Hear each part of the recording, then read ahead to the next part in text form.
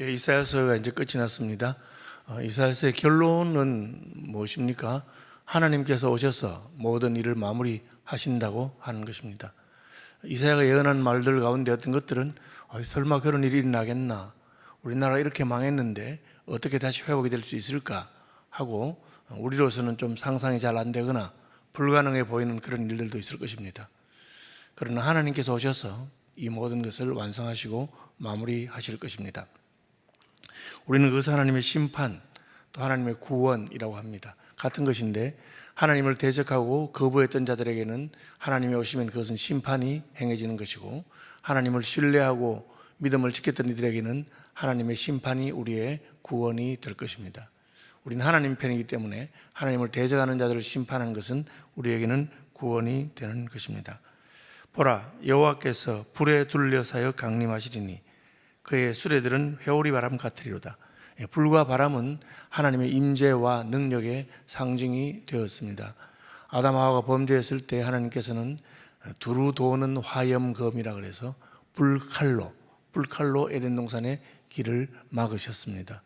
홍해를 하나님께서는 밤새 바람을 보내어서 갈라지게 하셨습니다. 자연현상 가운데 아주 강력한 불과 그리고 바람을 통해서 하나님은 자신의 능력과 임재와 위엄을 보여주었습니다. 그래서 마지막 때가 되면 하나님께서 오셔서 그 큰 능력과 위엄으로 모든 일들을 정리하실 것입니다.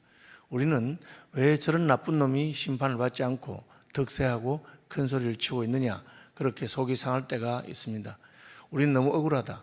믿음을 따라 살고 정직하고 성실하게 살았는데도 땅에서 보상을 받지 못하는구나, 그런 속상한 때가 있을 수 있습니다. 선지자는 걱정하지 말아라. 하나님께서 오신다. 아직 끝난 것이 아니다. 그리고 마침내 여호와 하나님께서 오셔서 이 모든 일을 정리하시고, 겁도 없이 하나님을 대적하고 교만하고 하나님 어디 있으면 해봐, 그렇게 말했던 모든 사람들을 심판하실 날이 있을 것이라고 말합니다. 패역한 자에게는 하나님의 최후의 심판이 있습니다.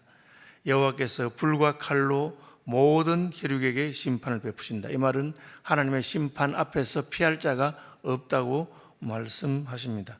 이 땅의 재판이나 심판은 아주 똑똑하거나 영악해서 수단과 방법을 가리지 않고 좋은 변호사를 쓰고 해서 재판을 자꾸 연기하고 심판을 받지 않는 사람이 있을 수 있습니다만은 하나님의 심판은 피할 자가 없습니다.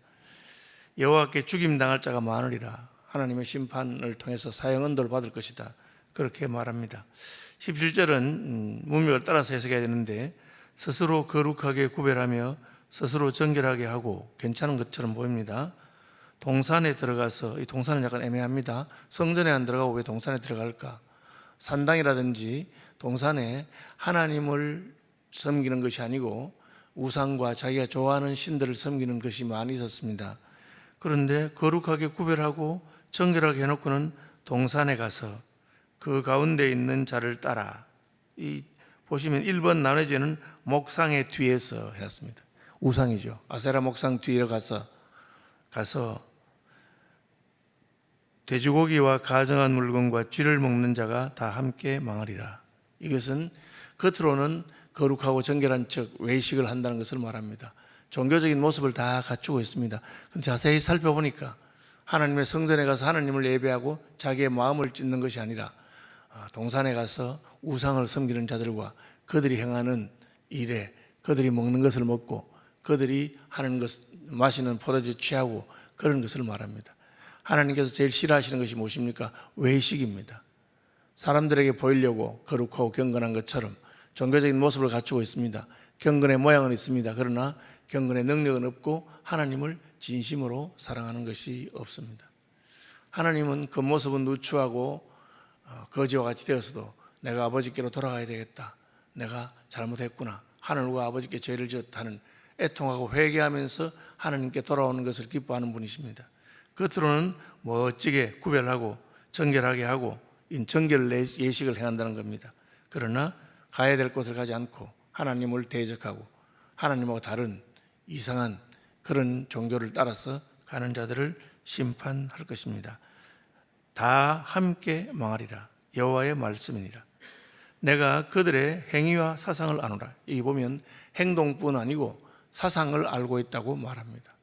사람 행동은 그의 사상에 따라서 움직이게 됩니다. 그러므로 우리가 어떤 생각을 하고 어떤 사상을 가지느냐가 너무 중요합니다. 세상에 헛된 사상이나 그런 생각들이 들어가게 되면 사람이 망합니다. 저희 교회 협동 목사님 때 분 중에 한 분도 철학을 공부했는데 자꾸 철학을 하다 보니까 그 무신론적인 철학 사상이 자꾸 빠져가지고 나중에는 목사직을 내놓고, 그뿐 아니라 지금은 신앙도 아주 약해져서 거의 그냥 흔들리는 그런 데까지 갔습니다. 왜? 사상이 사람을 그렇게 만드는 것입니다. 운동권이 열심히 하는 게 뭡니까? 사상 교육을 합니다. 그래서 자기들의 사상에 물들도록 만드는 거죠. 그럼 사람이 바뀌는 겁니다. 하나님은 행동만 아니라 사상까지 심판하시는 분입니다. 우리 어떻게 해야 되겠습니까? 우리의 사상을 바로 해야 됩니다. 어떻게 하면 바로 됩니까? 하나님의 말씀, 진리의 말씀을 늘 읽고 묵상하고 그 가운데 행해야만 우리가 세상의 어떤 사상이나 헛된 것에 흔들리지 않습니다. 오늘날은 자본주의 사회이기 때문에 돈이 최고다, 그런 사상이 만연해 있습니다. 친한 친구들도 혹은 가까운 가족들도 돈 문제가 되면 넘어가 버립니다. 왜? 그 사상이 그 속에 들어와 있기 때문에 그렇습니다. 때가 이르면 문나라와 언어가 다른 민족들을 모으리니 그들이 와서 나의 영광을 볼 것이라. 이스라엘 백성이라도 다른 사상을 따르고 동산에 들어가서 엉뚱한 자를 따라간다면 하나님은 버리실 것입니다. 그러나 이방인이다 하더라도 때가 되면 하나님을 섬기고 따르는 자들을 하나님이 다 부르실 것입니다. 하나님은 이스라엘만의 하나님이 아니고 온 우주의 하나님이시기 때문입니다. 하나님이 이스라엘 택하신 이유는 무엇입니까? 그들을 제사장 나라로 삼아서 그들을 통해서 세계와 열방이 하나님이 어떤 분인지를 알게 되고 주께로 돌아오게 하기 위한 것입니다. 여러분, 예수 믿고 교회 나오는 사람들이 하나님이 우리만을 위한다고 생각하면 안 됩니다. 하나님 우리를 먼저 사랑하시고 우리를 먼저 복주시고 우리를 부르신 이유는 우리를 통해서 주 우리 하나님이 얼마든지 부르실 모든 사람을 구원하는 하나님의 도구로 사용하고자 하시는 것입니다. 그래서 우리는 먼저 은혜 받고 먼저 구원받아서 감사하지만 나 혼자만 감사한 자리 있으면 안 되고 내가 받은 복, 내가 받은 은혜를 다른 많은 사람들에게도 나누어주는 통로, 축복의 통로, 생명의 통로가 되어야 하는 것입니다. 하나님께서는 때가 되면 뭇 나라와 언어가 다른 민족을 다 모을 것입니다. 왜요? 그들이 와서 하나님의 영광을 보게 할 것입니다. 우리가 전도하는 이유는 교회의 숫자를 늘리기 위한 거나 우리 세를 과시하기 위해서가 아닙니다. 세상 사람들이 알지 못하는 하나님의 영광, 살아계신 하나님의 위엄을 그들이 알도록 하기 위한 것입니다.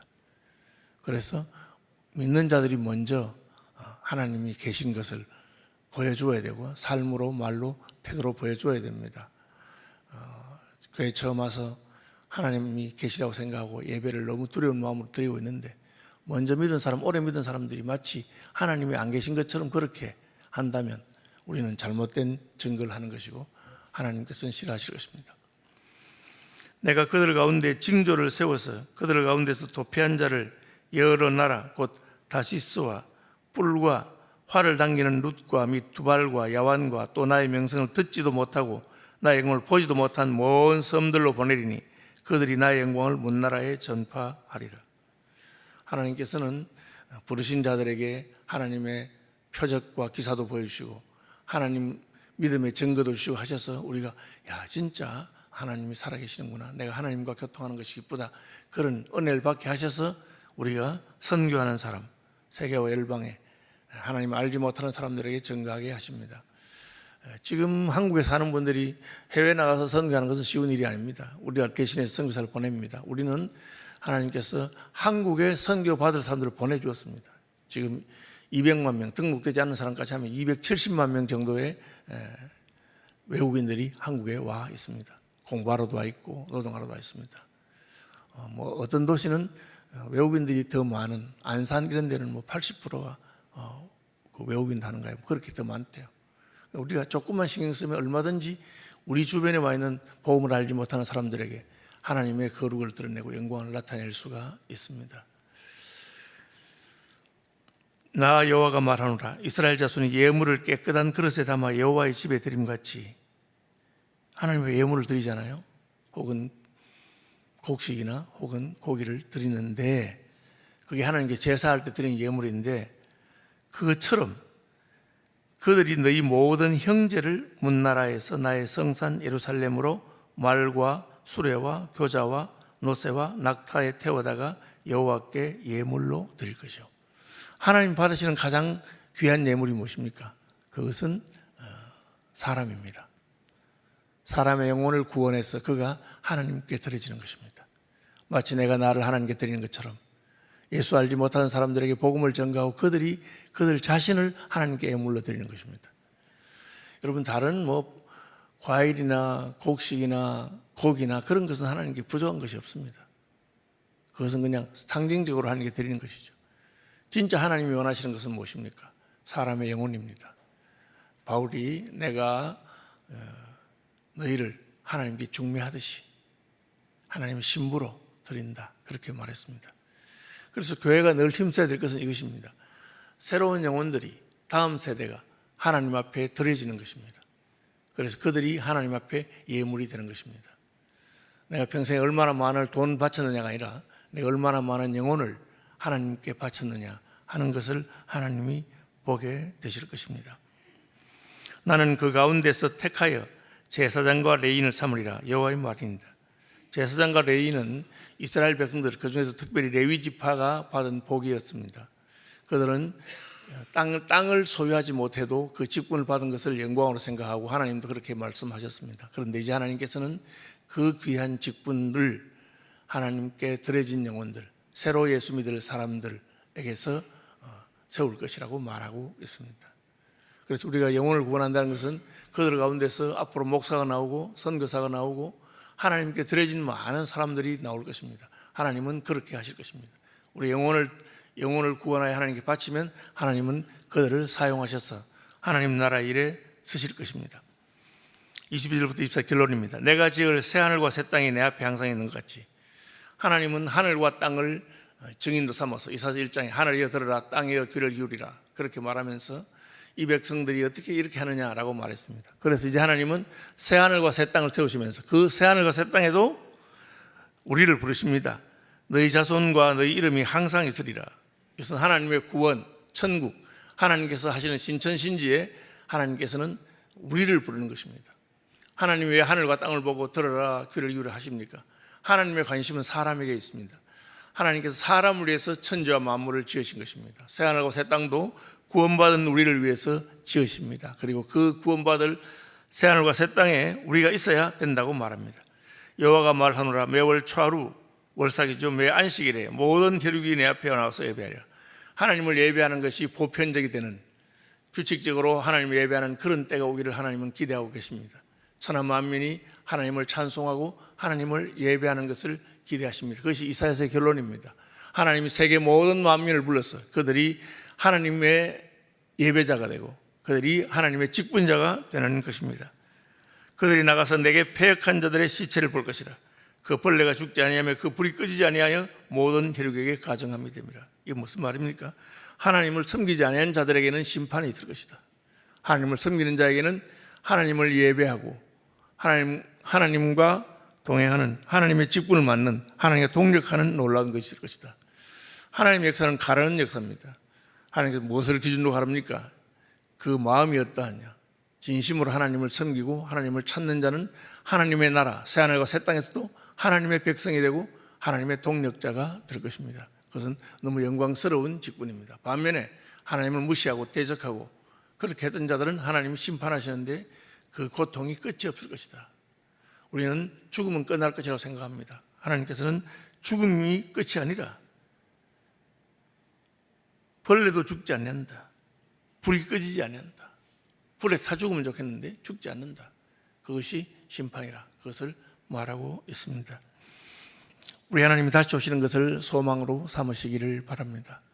이 땅에 있는 동안에 일들이 내 원하는 대로 안 될 때도 많이 있습니다. 낙심하지 맙시다. 왜? 아직 끝이 아니기 때문입니다. 하나님께서 다시 오셔서 이 모든 것을 정리하실 때가 있습니다. 우리는 그것을 소망으로 삼고 있습니다. 하나님을 무시하고 대적하고 패역한 자들은 하나님께서 불에 타도 죽지 아니하는, 벌레도 죽지 아니하는, 그런데 불은 타는 그런 지옥불의 심판을 하실 것입니다. 반면에 하나님을 기대하고 사모하는 자, 외식하지 않고 정결하게 섬기는 자들은 하나님과 영원히 예배하고 또 그 하나님의 영광을 함께 나누는, 열 고을 다스리는 권세, 뭐 이런 말씀하시잖아요. 주와 함께 왕노릇한 그런 축복을 하나님이 주실 것입니다. 말씀 묵상하시면서 기도하시고, 기도한 것처럼 요한 수련회 오늘 아침에 이제 아마 점심때까지 할 겁니다. 마무리 잘 할 수 있도록 기도해 주시고, 디모데 수련회와 여러 가지 위해서 기도하시기 바랍니다. 하늘에 계신 우리 아버지, 제 이름을 거룩하게 하시며 아버지의 땅에서도 이루어지게 하소서. 오늘 우리에게 일용할 양식을 주시고 우리가 우리에게 잘못한 사람을 용서하여 준 것 같이 우리 죄를 용서하여 주시고 우리를 시험에 빠지지 않게 하시고 악에서 구하소서. 나라와 권능과 영광이 영원히 아버지의 것입니다.